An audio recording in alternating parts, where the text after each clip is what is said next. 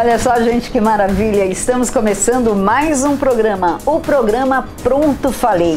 E hoje o programa está maravilhoso, como sempre, não é? Nós temos um convidado para lá de especial, um advogado. Eu conheço ele como Dr. Roberto Direito, não é? Mas ele vai falar o nome dele, o nome certinho dele para todos vocês. E estou aqui com a minha amiga Carla, né, a Carlinha de Oliveira, que faz esse programa Pronto Falei juntinho comigo. E nós vamos para um rápido intervalo e eu volto já já com a Carla e com o Dr. Roberto. Não saia daí!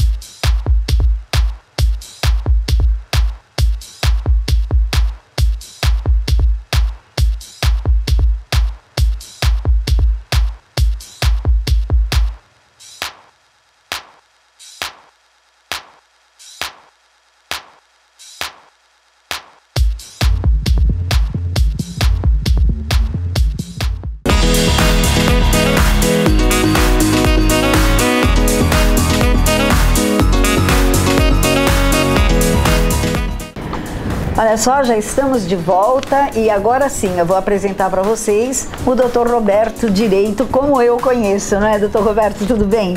Tudo bem, graças a Deus. É uma honra estar aqui com vocês, né?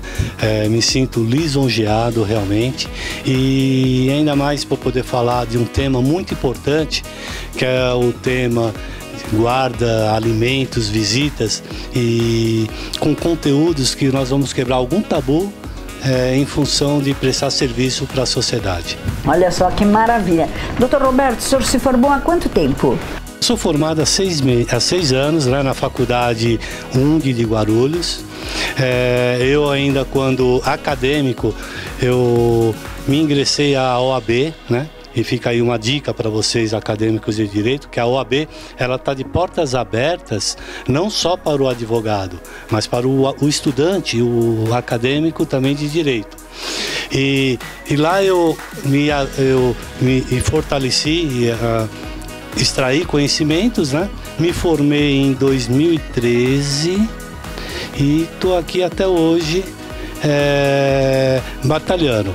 E dentre isso, eu sou mediador judicial nomeado pelo Conselho Nacional de Justiça. Eu fui vice-presidente da Jovem Advocacia de Guarulhos, ou melhor, perdão, correção, secretário da Jovem Advocacia de Guarulhos, né? E mediador judicial. Olha que maravilha, não é? E minha especialidade realmente é na área de família e sucessões. Olha só que maravilha, não é? É um prazer inenarrável ter o senhor aqui. Carla, sua pergunta? Doutor, quais são os tipos de guarda do filho? Guarda. Vamos lá. Nós temos vários tipos de guarda, né? Nós temos a guarda unilateral, nós temos a guarda compartilhada, nós temos a guarda alternada e nós temos a guarda também nidal. Então eu gostaria de pontuar um pouquinho de cada uma delas, porque existe uma confusão muito grande entre os tipos de guarda, né? Guarda unilateral. O que seria a guarda unilateral? É quando um dos genitores tem a responsabilidade sobre esse filho e o outro não. Normalmente porque só um tem a condição jurídica da guarda. Normalmente ou porque é um pai que está preso, ou um pai que é agressivo, ou um pai desnaturado na linguagem popular, né? E então a justiça acaba dando a guarda unilateral para quando eu digo pai, eu me refiro a pais, tá? Genitores, não ao sexo masculino, tá? Então, normalmente, a guarda unilateral ela é dada nessa condição, porque a justiça busca o melhor interesse da criança, sempre é o melhor interesse da criança, tá? Então, a guarda unilateral é quando apenas um dos pais, um dos genitores, tem a responsabilidade sobre aquele filho. Aí Eu só gostaria de completar sobre também a guarda compartilhada. Ah, compartilhada. A guarda compartilhada. Porque a guarda compartilhada é a regra. É a regra. Tá? Desde 2005, o Brasil já vem aplicando essa guarda compartilhada. Qualquer tipo de ação de guarda que cai lá, o juiz tem, por regra, dar a guarda compartilhada. Importante essa guarda compartilhada é tirar a convicção que o povo, a sociedade entende que a guarda compartilhada, o filho fica 15 dias com o pai e 15 dias com a mãe. Não, não é isso. A guarda, ela é referida sobre a responsabilidade do filho. O filho, ele tem que ter uma residência fixa, onde ela é fixada ou com o pai ou com a mãe, né? E a responsabilidade que é compartilhada. Que responsabilidade? Ah, meu filhinho mamãe, vamos lá conversar, vamos colocar nosso filho na aulinha de judô, aula de natação, né? Vamos colocar ele na escolinha de fazer inglês. Ah, o pai tem a reunião escolar, o pai e a mãe participam, né? Então, essa é a guarda compartilhada. Tá? Ela não pode ser confundida com a guarda alternada, que a guarda alternada, sim, ela 15 dias com o pai, 15 dias Natal com a mãe. Não, também não. Também não, ela não pode ser confundida. A guarda não pode ser confundido com visitas. E é o que acontece muito, né, doutor? Muito, muito. Então a população confunde muito. A visita com guarda são coisas distintas, né? E temos... Só que a guarda alternada, no Brasil, praticamente ela não é aplicada. Por quê? Como eu disse, repito, qualquer ato a ser tomado é sempre o melhor interesse da criança. Então, quando você tem a guarda alternada, ela interfere nos estudos da criança, principalmente se mora longe. Na forma de educação, porque o pai o pai libera o filho para dormir às 9 da noite e a mãe ela regra a dormir às 8, ou vice-versa. A mãe permite que o filho fique brincando no computador até meia-noite e o pai já é mais rígido. Rígido, quando a gente fala rígido, não é questão de maltratar a criança, é questão de educação mesmo, de impor, né? Aí vem a questão religiosa também, né? Ele tem um conflito de religião. Então, normalmente, não é aplicado aqui no Brasil essa guarda alternada, que é essa que eu digo que o pessoal confunde com a guarda compartilhada. E nós temos uma outra guarda muito interessante também, que é a guarda nidal. Nidal. Em latim, ela vem de ninho. De ninho. Então, como eu disse, na guarda alternada, o filho ele vai para a casa do pai 15 dias, para a casa da mãe 15 dias, e na guarda nidal, quem se muda são os pais. O filho tem a residência fixa, né?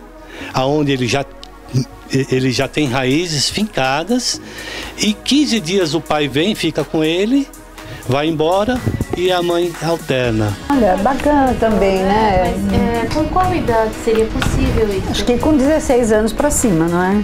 Não, a guarda, veja bem, a guarda, normalmente, a questão materna, quando o filho está em estado de lactante, né, normalmente ele fica com a mãe, Aí nós já entramos também a questão da visita, né?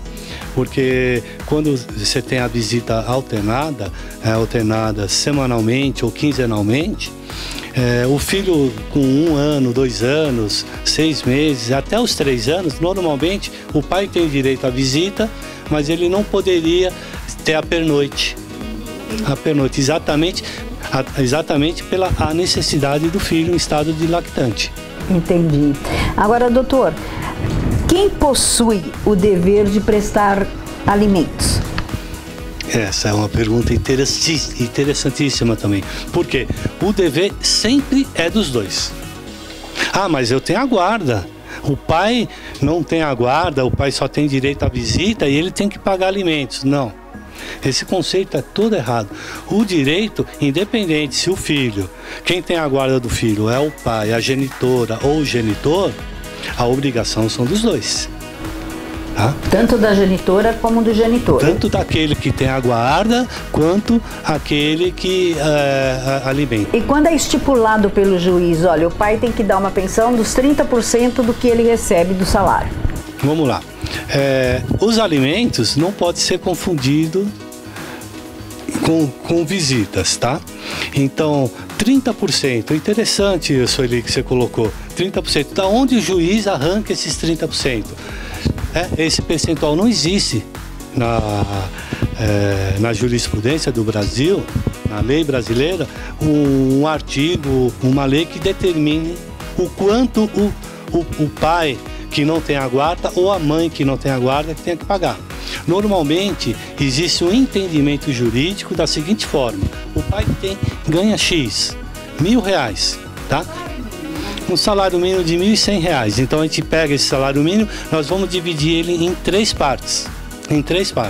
Uma parte seria para o pai sobreviver. A outra parte seria a manutenção do seu trabalho. E a terceira parte seria a parte dos alimentos do filho. É esse o entendimento, tá? Mas nós temos a questão também do binono, da necessidade e possibilidade. Qual a necessidade do filho e qual a possibilidade daquele que fornece os alimentos? Me diz uma coisa, nós vamos para um rápido intervalo, doutor, mas antes eu gostaria que você, depois eu gostaria que você me respondesse a responsabilidade do pai, né, dele dar os 30%. E esses 30% faz falta porque ele tem mais filhos.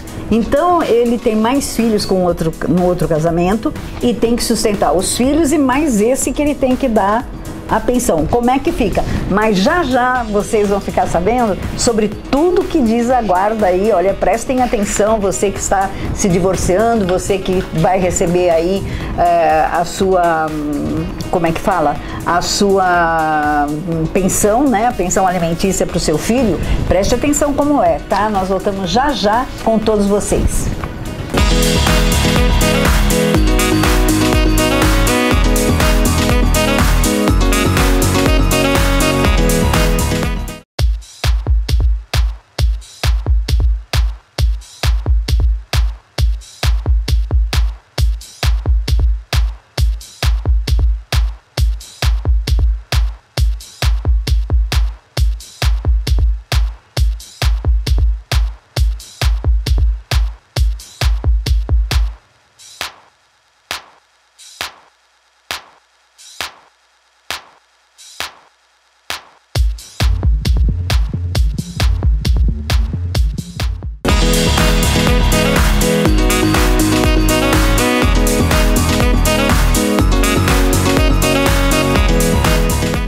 Olha só que beleza, não é? Maravilha, maravilha. Estamos aqui com o Dr. Roberto e ele nos explicando tudo sobre guarda do filho, pensão alimentícia. E eu perguntei, né, sobre os R$1.100, que o sujeito ganha.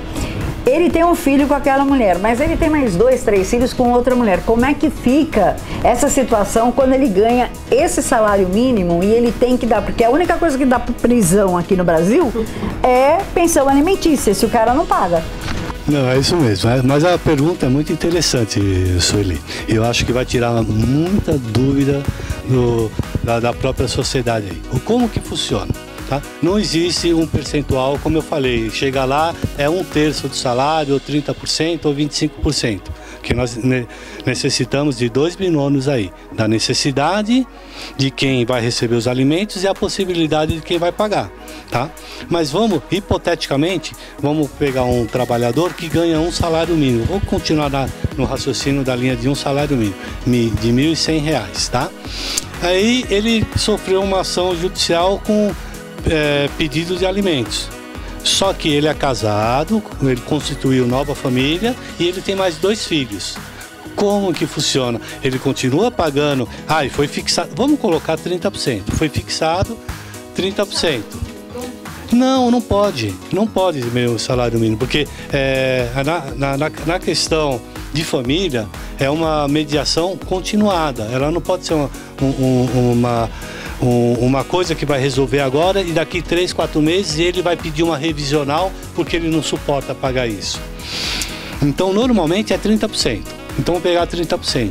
O juiz vai fixar 30% para esse filho, ele tendo 2 filhos? Não, o juiz não vai fixar. O Ministério Público não vai permitir. Então, a linha de raciocínio, nós vamos pegar aí de 10 a 11% para cada filho. Então, esse que entrou com a ação judicial, é lógico que é uma questão de necessidade e possibilidade, mas normalmente vai ser fixado entre 10, 11 ou 15%. Me diz uma coisa, dele. E até quantos anos a pessoa precisa dar essa pensão alimentícia para o filho? Essa é uma outra pergunta muitíssimo interessante e eu vejo dúvidas e o pessoal cometendo o mesmo erro sempre. Por quê? 18 anos ele atingiu a maioridade, então ele já não é público nem impúblico. Mas uma sentença só pode ser anulada, Sueli, com uma outra sentença. Então, obrigatoriamente, ele tem que entrar com uma ação revisional. Mas quando eu posso entrar com uma ação revisional? Quando completar 18 anos, em tese sim, nasce o seu direito. Mas se esse filho estiver cursando curso superior, mesmo que ele trabalhe e comprove que os ganhos deles mensal não suportam, o pai vai continuar pagando até que ele complete 24, 25 anos, que é o tempo que ele vai estar se formando na faculdade. Digamos que nessa idade dos 18 anos em diante, ao invés de ele morar com a mãe, ele venha morar com o pai. Que é uma escolha dele.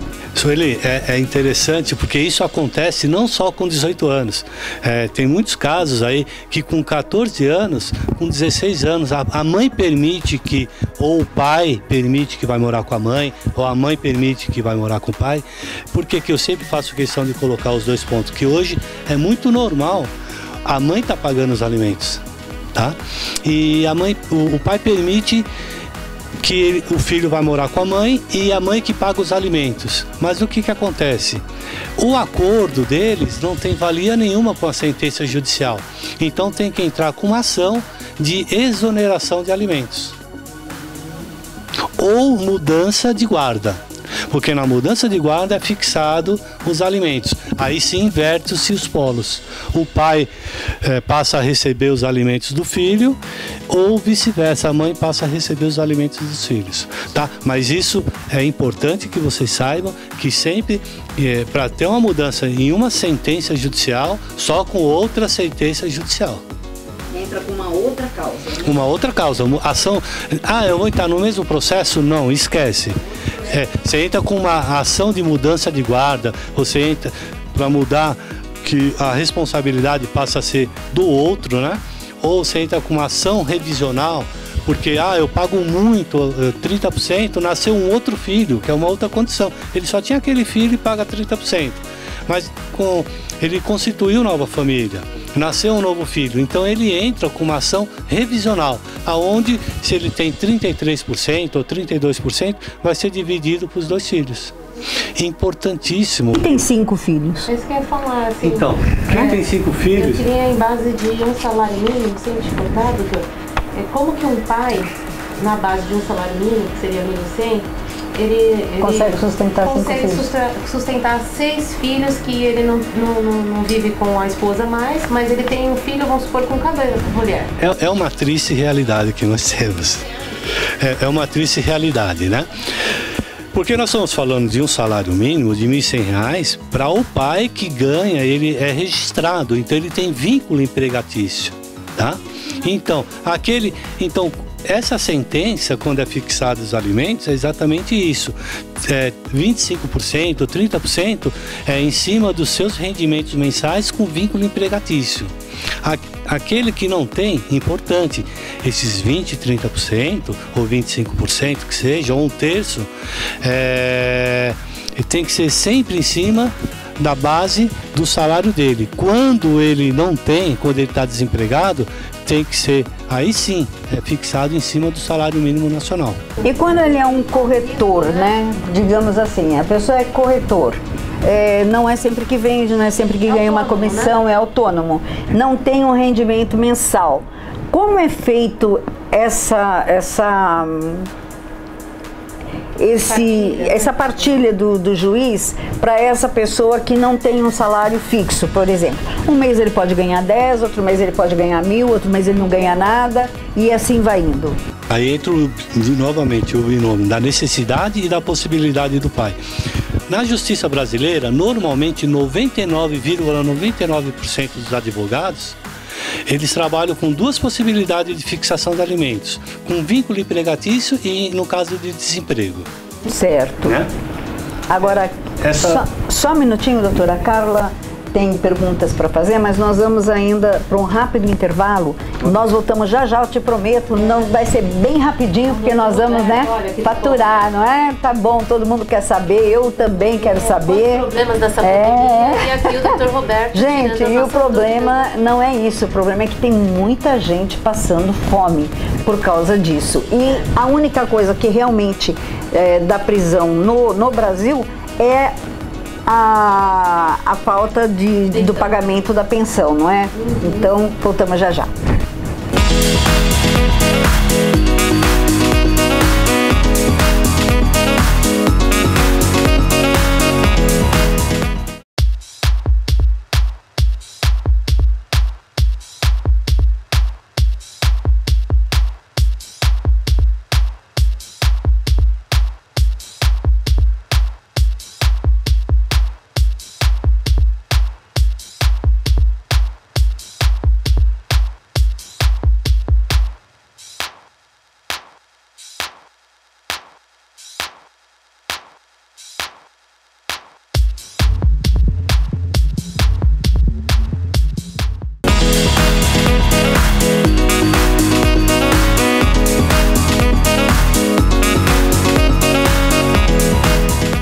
Foi rapidinho, não foi? Já estamos de volta aqui com vocês e o doutor Roberto Direito, que está nos dando uma aula aí, não é? De ação, de direitos, de separação, de pensão, dúvidas. Agora a Carla tem uma pergunta interessante para fazer para o doutor. Doutor Roberto, como nós podemos cobrar os alimentos em atraso? Alimentos em atraso, né? Nós temos dois tipos de alimentos, né? Nós temos, no caso, seria uma execução, tá? Então, houve o processo onde foi fixados os alimentos, eu não vou reviver esse processo, eu vou entrar com uma execução, ou seja, um cumprimento de sentença. Mas, espera um pouquinho, qual o rito que eu posso entrar? Nós temos dois tipos de ritos, o rito de prisão, que é a coação, ou o rito de penhora. Então eu gostaria de falar um pouquinho dos dois, tá? A minha mãe não paga os alimentos há 1 ano e meio. Desde que começou a pandemia, ela não paga os alimentos. Como que temos que proceder juridicamente? Pelo rito de prisão, nós só podemos cobrar os últimos 3 meses, os últimos 90 dias. Por quê? Existe um entendimento na justiça, se a criança sobreviveu todo esse tempo, para o rito de prisão, só pode se executar os últimos 3 meses, ou seja, os últimos 3 alimentos que o alimentante encontra-se inadimplente. Então, nós entramos com essa execução, que é um cumprimento de sentença, para que ele pague em 3 dias. Ele não pagando em 3 dias, ou seja, nesses 3 dias, ele tem que justificar por que não pagou, a impossibilidade, ou dizer, não, eu paguei sim, ela está mentindo, ou correr e pagar, tá? Mas a impossibilidade, ela tem que ser muito bem fundamentada, né? Vamos colocar o extremo aí, a pessoa está acamada e realmente não consegue pagar. Mas é um absurdo isso. Não, mas se ele sobreviveu, né, a justiça entende que o filho também vai sobreviver. Então, se ele está tendo alimentos, o filho tem direito a alimentos também. Aí os outros meses, né? Eu só cobrei os últimos 3 meses, se ele não pagar, ele vai preso. Só completando a questão dos alimentos na prisão, entrei com a execução, cumprimento de sentença dos últimos 3 meses. Aí ele não pagou, não justificou, ele foi preso. Quanto tempo ele vai ficar preso? A doutrina diz, a lei diz que ele tem que ficar de 30 a 90 dias. Mas normalmente os juízes aplicam 30 dias nos alimentos para coagir. Aí ele ficou lá 30 dias, aí pior ainda, se ele não pagou quando eu estava solto, imagina preso. Aí ele ficou 30 dias, cumpriu o tempo determinado, o juiz não pode prorrogar, tá? Ele não pode prorrogar essa prisão. É os 30, se ele definiu 30 dias, é 30 dias, se definiu 60 dias, 60 dias, aí ele vai ser solto. E esses 2 meses sem pagar? E esses 3 meses, não, vamos lá, são duas questões, são os vencidos e os vincendos. Eu perdi, ele não pagou, ele foi preso, ele cumpriu a prisão. Está extinto a dívida? Está paga? Não, não está paga. Aí ela passa automaticamente para o rito de penhora. Aí você pode pedir penhora, no caso de bens que ele venha a constituir ou bens que ele tenha, tá? Então a dívida não se extingue com a prisão.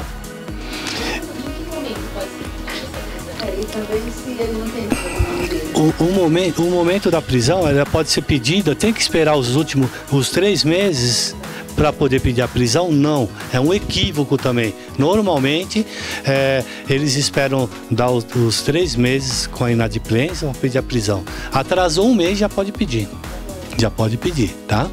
Já pode pedir. Tá, doutor, aí nós falamos que é 1 ano e meio que a minha mãe não paga alimentos.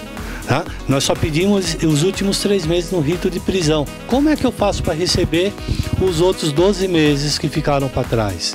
Aí você entra no rito de penhora. Esse você não pode pedir na prisão civil de novo a prisão dele, tá? Só nos 90 dias. Aí você entra no rito penhora. Como que funciona essa penhora? Ele não tem, ele não pagou, ele não tem bens nenhum. Aí você tem que ir mais fundo, você vai para o FGTS dele, você pede ofício para a Caixa Econômica Federal, você entra na questão do FGTS, do PIS, né? Você pede no imposto de renda, você pede, você começa a ir à busca desses bens. Nada disso teve valia, você também pede para o juiz o processamento para que ele seja incluído no nome de mal pagadores. Hoje o juiz pode, depois de 2005 para cá, o juiz já pode também determinar que o nome dele seja incluído na lista dos mal pagadores, né? Então aí vai da expertise de cada advogado. Então você busca o FGTS com ofício à Caixa Econômica Federal, você pede o Renajude, os ofícios para ver se tem veículos no carro no nome dele, bens, você pede certidões de ofício para cartório para saber se tem imóveis no nome dele. Então vai realmente de expertise de cada advogado para ir buscar esses valores. Doutor, eu sei que a nossa conversa aqui está muito boa, né? A nossa conversa está maravilhosa, mas infelizmente o nosso tempo também, não é, diretor? É muito curto. Eu estou pedindo para ele já aumentar, já faz um tempo, mas ele vai aumentar agora, se Deus quiser. E eu gostaria de te convidar para uma próxima vez, não é? Porque tem muita gente que tem muitas dúvidas e não dá para a gente, em meia hora, 40 minutos, disponibilizar todas essas dúvidas para todos os nossos telespectadores, que são milhões, né? Então, eu gostaria de te convidar para uma próxima vez, para que explicasse, né, mais uma vez sobre tudo, sobre essa ação, né, judiciária, porque tem muita gente que fala assim: olha, eu não estou recebendo mais a pensão porque meu marido foi preso, porque já prenderam gente que foi preso, mas não teve mais condição de pagar. Eu conheço uma pessoa que trabalha lá onde eu trabalho, que disse que não, eu fui preso, fiquei preso, cumpriu, parece que limpava escola, limpava essas coisas. Sueli, eu sei que o nosso tempo está estourado, Sueli, cala, mas eu tive casos já que o pai foi pedido a prisão, o pai não pagou, porque ele não devia nada, ele foi pago, a mãe foi até a delegacia, tirou uma selfie, porque ela só queria ver ele preso, gente. É absurdo, né? É um absurdo, porque a obrigação ordinária tinha sido cumprida. Mas o tema é realmente muito extenso, mas eu espero ter contribuído aí com a sociedade. Mas deixa toda a sua rede social aí para que os telespectadores entrem em contato com você. Você aí, minha amiga, que está se divorciando, está se separando, você, meu amigo, e você gostaria de ter um esclarecimento melhor, entre em contato com o Dr. Roberto Direito, que eu tenho certeza que você vai estar bem esclarecido, bem acompanhado e com certeza agindo corretamente com a lei. Deixa sua rede social. Eu espero ter contribuído com vocês. Eu sei que as dúvidas são mil, né? Existe um tabu muito grande. Eu espero ter ajudado de uma forma direta ou indireta, tá contribuindo com tudo isso. E se quiserem me encontrar, meu nome é Roberto Alves Bezerra, mas vocês vão me achar na rede social como Roberto Direito, tanto no Face como no Instagram, enfim, em todas as redes. É só digitar lá Roberto Direito que vocês vão me localizar. Tenho sim. Tá? Meu telefone é WhatsApp, é 011 São Paulo, 97225 9520. Repete novamente. 011 São Paulo, 97225 9520. Doutor Roberto Direito, olha, eu gostaria de te agradecer muitíssimo pela sua presença aqui na TV Clique Brasil, porque a nossa TV é uma TV família e realmente eu tenho certeza que muitos familiares estão agora, assim, quebrando a cabeça. Vou falar com o Dr. Roberto Direito porque eu estou fazendo a coisa errada. O meu filho, por exemplo, está fazendo a coisa errada. Então, eu preciso alertá-lo. E vou alertar muita gente também, não é? Verdade, bom, Carlinha, suas considerações finais. É um prazer ter recebido o Dr. Roberto Direito aqui, um prazer. A gente, no mundo, a gente precisa de encontrar pessoas que trabalham honestamente, né? Tem muita gente aí do outro lado, precisando de tirar dúvidas, não sabe como agir nesse momento, porque apesar de tudo é um momento frágil, né? Estamos passando por esse momento difícil também, que às vezes da pessoa está acontecendo neste momento, né, de estar desempregada, né? E lembrar vocês que o nosso programa, o Pronto Falei, está sempre tentando levar o melhor para vocês, as melhores informações, e a gente faz com muito carinho esse nosso programa. Aguardamos vocês sábado que vem às 16 horas aqui, e se você perdeu o Dr. Roberto Direito no sábado, você pode assistir ele na segunda-feira às 22 horas. Um grande abraço e até sábado que vem. Se Deus quiser. Gente, pronto? Falei! Tchau!